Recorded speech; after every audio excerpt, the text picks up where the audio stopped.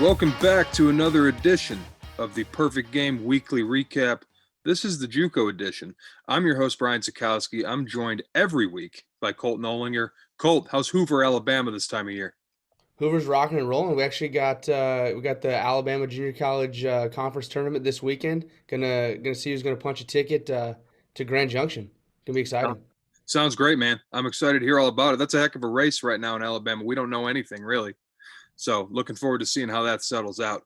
On to the top 25 real quick before we get into a little special segment this week. But in the top 25, the top three stay the same this week. That's Walter State at 1, Wabash Valley at 2, and Crowder at number 3. Didn't feel the need to adjust anything there. Walter State took a loss again this week, but on the heels of a 5-1 or a 6-1 week or whatever it ended up being. Didn't feel like punishing them. Cowley out of Kansas up to their highest spot of the year. That's number 4 for them. Florence Darlington in the same boat out of South Carolina. They've just progressively won and won and won. And they're up to number 5 overall. That's their highest spot of the year to date. LSU Eunice down a couple spots to number 6. Central Arizona, who's been kind of yo-yoing between 6 and 10 for the last couple weeks, they're up to number 7 this week. Lansing CC, again, we talk about Lansing, the Stars in Michigan's capital city. They are on a 27-game winning streak. They're 36-1 overall. They're in the NJCAA D2. Up to number 8 this week, their highest spot of the year. Eastern Oklahoma down a couple spots to number 9, and Johnson County back into the top 10 at number 10. A couple other highlights in the top 25. Southern Nevada riser this week after a 4-0 week. They're up to number 16. Potomac State out of West Virginia, another riser. They're up to number 17 this week. And we welcome 2 newcomers. That is Parkland, who comes back into the top 25 at number 20. They've been in and out a little bit this year, but now with the Parkland PO Mafia really rolling, the pitching staff there, they at 29-9 are rolling. Easy to put them in the top 25 here. And at number 25, Monroe College out of New York. They are 35-1. That's 35-1, not 35-1 for those keeping track at home. New to the top 25 this week. Their first time in the rankings this year, though they usually are at one point or another in most years. But quickly on to the second segment, we're going to talk about the draft. Right now, we're at the confluence between my 2 passions within the world of Perfect Game, and that's the MLB draft and junior college baseball. So really going to enjoy this segment. Colt and I took a look at our recent draft board update where Vinny Servino and I went out to 400 names, posted that last week at perfectgame.org. You can find it on the homepage. And we had something like 15 or 16 JUCO names in there. Colt and I whittled that down a little bit. We're not going to talk about all 15 or 16, but we are going to talk about a handful of arms and a couple bats. And I'm going to kick us off with the number 1 JUCO prospect in the country. We had him at number 1 preseason. He's still number 1 right now. And that's Ricky Tiedemann, the left-handed pitcher out in California. His initial JUCO is not going to play this spring, so he's transferred to Golden West. They're playing. He's pitching well. Been up to 95, 96, can really spin a breaking ball. He's young and left-handed and athletic, and everything works, and there's just a lot to like there. In the second round on our draft board right now, and potentially even rising over the next 10 weeks or so. And another couple really high-end arms. We're going to go to Colt, who's going to take us back to Oklahoma. Back to Eastern Oklahoma State, a group we talked about last week, and we kind of teased it. They've got the 3 arms there, but Andrew Walling, the lefty in the rotation, going to be up to 97. Guy who's going to throw strikes.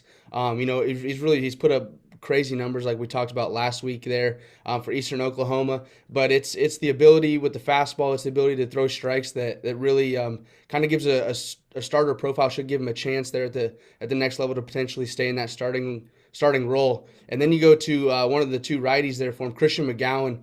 And this is about as high octane as it gets. Upper 90s with the fastball. Guys started to flirt with some triple digits. Could be a power reliever type guy at the next level and matching, the same stats as the rest of that powerful staff they've got there at Eastern Oklahoma State. And another arm we could definitely mention from Eastern Oklahoma is David Sandlin. He's another guy who's added velocity into the mid 90s consistently now. He's committed to Oklahoma. Just another, that three-headed monster there of potential draft arms. We thought that was how it was going to be back in the preseason, and now we're looking pretty smart because that is the way it's going to be for Eastern Oklahoma State. Couple other power arms we have to mention. Hunter Parks from Florence Darlington, a guy who's been on the radar for a little while, was a very high-ranking member of the JUCO board a year ago, went back to JUCO. He's been good.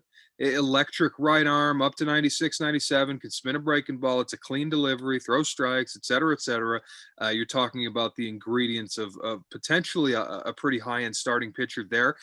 Either way, I would expect him to come off the board somewhere in the top 6 or 7 rounds. And the same with Dylan Ross at Northwest Florida State, the native Georgian. Big guy, physical, broad, up to 99, 100 sometimes, depending on which gun you believe, depending on who tells you about the information, the veracity of it. But either way, an extremely physical, an extremely powerful right arm. He misses bats with the off-speed stuff. He's thrown some strikes this spring.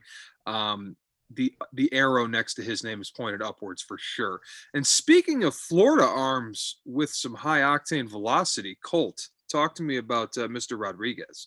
Yeah, Carlos, a guy we've known about it on the PG circuit for a while. A 14U Select Fest, and kind of a trend we've seen with those Select Fest guys being draft names here recently.